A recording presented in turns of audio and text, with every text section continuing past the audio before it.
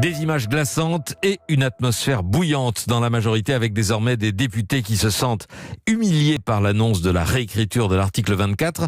Le président de l'Assemblée, Richard Ferrand, exprime son émotion et son opposition. On va y venir. Mais d'abord, Jean-Rémy Baudot, Emmanuel Macron, qui, face au désordre, s'est senti obligé d'intervenir.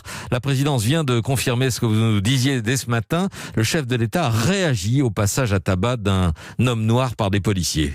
Oui, Patrick, on vous en parlait dès ce matin sur Europe 1. Emmanuel Macron se dit très choqué par le passage à tabac de ce producteur, cet homme noir, par des policiers.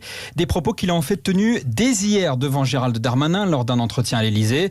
Selon nos informations, le président avait alors demandé à son ministre de l'Intérieur des sanctions très claires contre les policiers. C'est une forme de rappel à l'ordre, car plus tôt dans la semaine, le chef de l'État avait déjà demandé des explications à Darmanin sur la gestion de la dispersion du camp de migrants à République.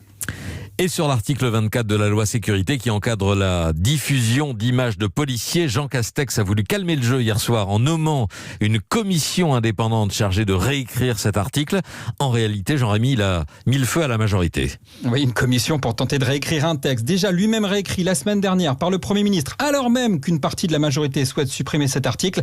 Ça ressemble quand même beaucoup à un enterrement de première classe. Il faut dire que la pression est de plus en plus forte depuis l'annonce hier soir de cette commission. Vous en parliez, de nombreux parlementaires LREM ont publiquement fustigé l'idée. Richard Ferrand, le patron de l'Assemblée, parmi les proches du président, il a fait part de sa vive émotion, affirmant, je cite, qu'une telle commission constituerait une atteinte aux missions du Parlement.